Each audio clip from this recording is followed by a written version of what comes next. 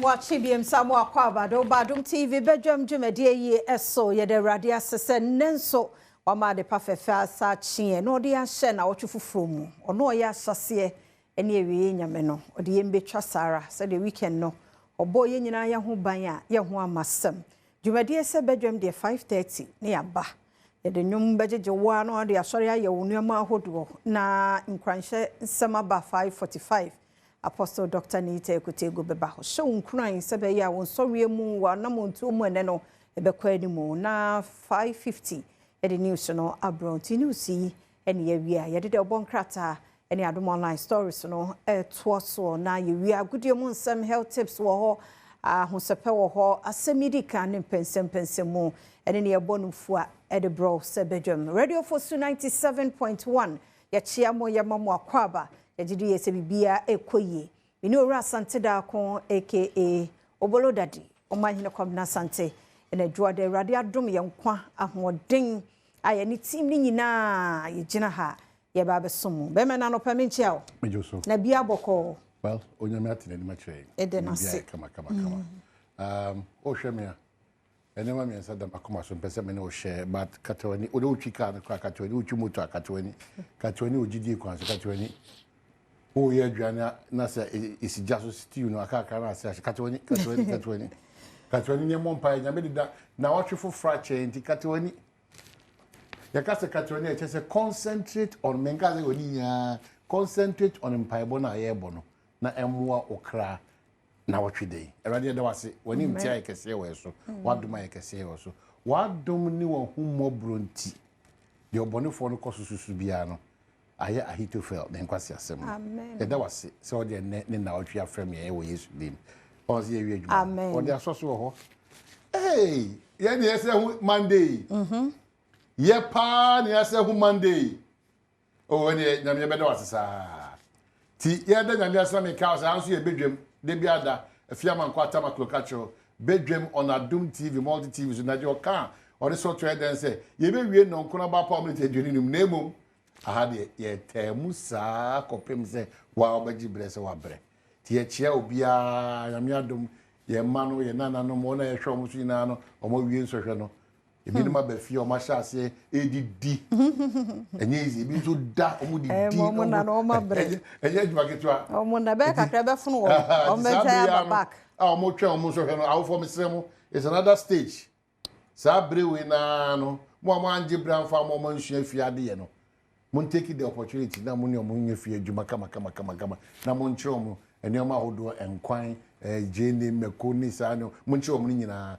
na mon kire dosron kokora ye ba Ghana so a bigiri se bibia e fine on sorry de bia dan ka se bibia nya fine bibia e fine bibia e fine esan se ye koba na emom nyoma kakra na aka na se fix it se akwan the hospitals aban for that so that bench so enyuma eni ho no kredi a esa obi nya aban mu akwanya no akọ ofasika na se okoye bra bia ensefa ni nyina ka brabo no but we need to fix it but bibia ko kama obi nya ye ade ba ko se odi she otim no ekro bi nya Ghana aye so as it be proud to be a Ghanaian and the most important thing the ever council be by some would want to do the democrat enim the brebema ye ho kwan any ye online stories no ana ye de ebro now we me say a lot of things akoso owo hu working kan ana watibi entini nyina no boa amo hu say onim de ne wa ho de bibi e kokama e de ema nemum ensema hodo atoja no de brema ho kwan o de democrat enim online stories no so beba be kan ho na afi bibi akokama e de ama the Ghanaian publisher ana ye de be shase Baumia once again divisive politics. Kani 2024. Aya Franka Tuni Emma the New Patriotic Party. Kani so a vice president. And then wasa kasa the New Patriotic Party HD4. Hey, kasa na ya mo kasa ya de mpapa mu ba MPP amanyu kuna edi nya na no da na ntbe nkunu. Ye hwe yibra ye sha se ye bontoa na ye kwa probo no. Anyhow so Esiama sacks 100 BOG staff. Hey. Esiama. Nye former transport minister. Aye. Bank of Ghana governor. Yay. Nothing. ana mo di nchirimu abana me call me ma me demand manje be like kan dia kosu Ghana na eni po ha Bank of Ghana e bia nchirimu bi tato but the oboka ta nchirimu said you are governor wo yi onipa mako oha every Bank of Ghana adwuma ekoso.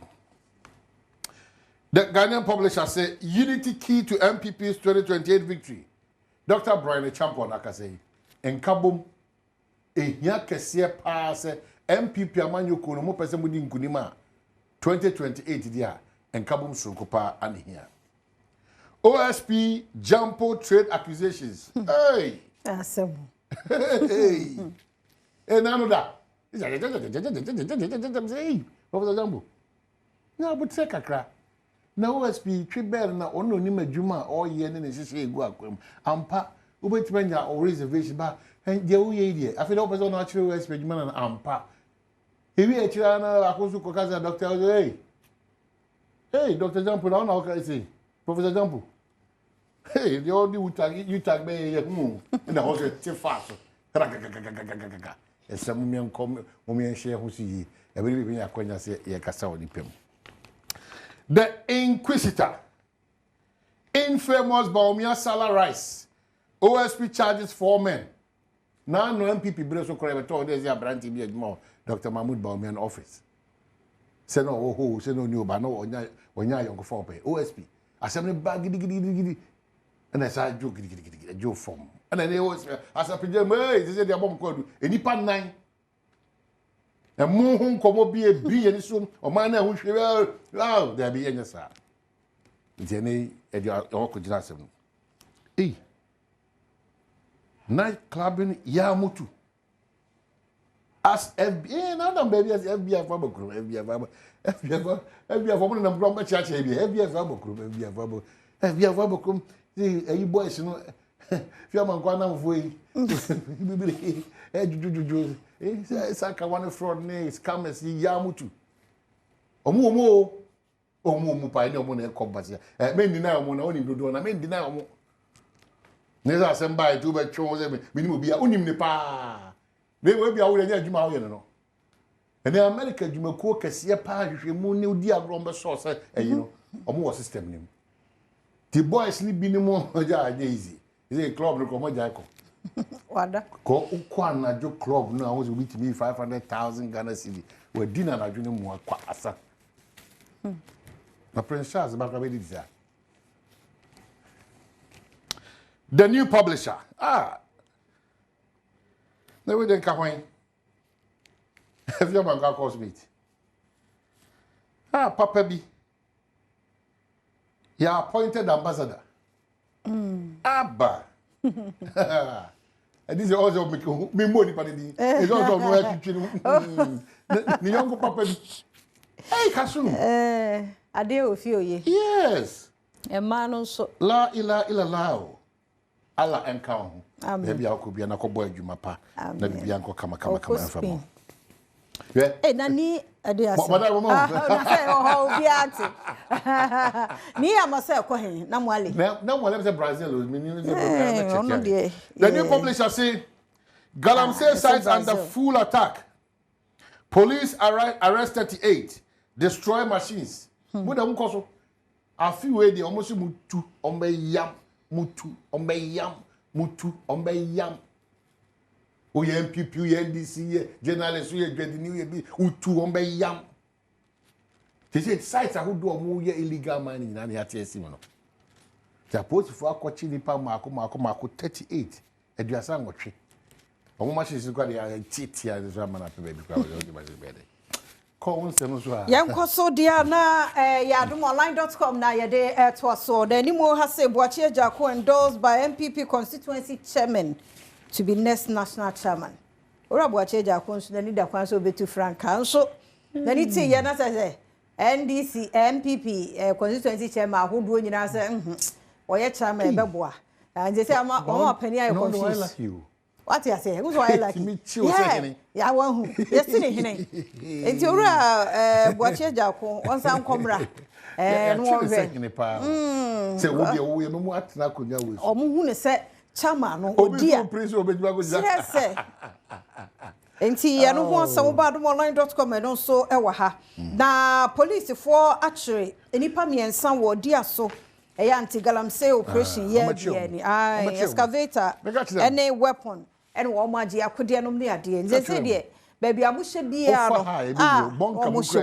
no mo hyemu nti ya no so ɛho asɛm no apolice for gu so ye adwuma no so wo ma chi nipa ho otwe ayamfre and so Galamsey yes and also Galamsey ni nuro bone ho adwade no so eho asamo ba adomonline.com and also ewa ha na fe nsamo ade obokrata de ba ye actress oba pa ni movie no kwa de na akai those days Benjilo so oye bibi about Benjilo achekasu de ka ena dey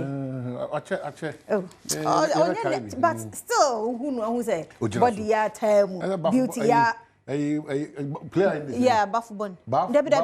Bafu Anthony Bafu aha Senegal 92 you even that Senegal 92 so no put you pen after that share friend yeah for Africa yes so a car for official wakọ ni mu amudi ono so nice on pen was yeah odi djuma nyina from Black Star BC na ya apart from the working 92 a year mba obobo so say sanet ye unya bibia pepepe enti eye kasumi scenario na enei ya ye no ambassador oko Spain akoboaye afie Professor Jampon so hremo ni ura kisijabin SML ensensem no so adomonline.com and also e wa ha ne nsema foforo bi audios ni videos ni nyina so e wa adomonline.com tibra now so ebe kinkan ebi emse ye wie well edc ba mamenka wa de ba kwa Dr. Mahmoud Baumia come use the Ghana you say careful teach you the new patriotic part sa amanyo seven koma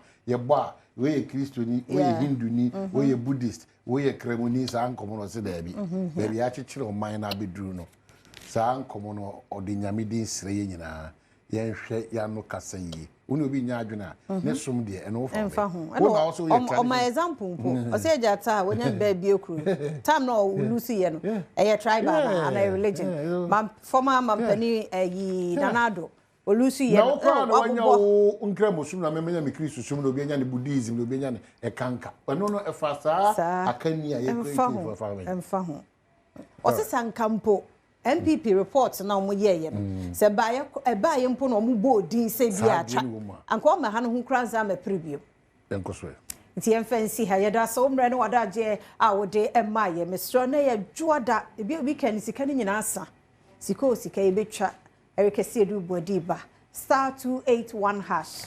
*281# option ne ye 4 umenya 1000 Ghana but I say be 2 or 3 weeks ni omo di aye from ma ye nya won umadum phone da phone na dum eno me da akeka me kokra nke yenye yemfa nkogu mia na ye frɛ wo ma omo be fa no so wa hu se wa diska no oso ye frɛ wa honfa o yesa hu ze nye fe yen kase be body na ebi kasa asofu na edi ohwa o le me body wo le de eno ye pese wo so wo de no ebe hye obi kra ato na we de wadi na wo hye dem ayedi wa hu se wadi ai ho anu adum phone no mo nye sa enne de ne de wo a wo bedie no yesre ni diem ma phone nyina so ne ye frɛ wa waka bibi *281# option ne ye 4 bedroom secret nse nipa ne no so nti me kase ya se wo twa machine be pick you nti me so twa na wo bedi ye kwaba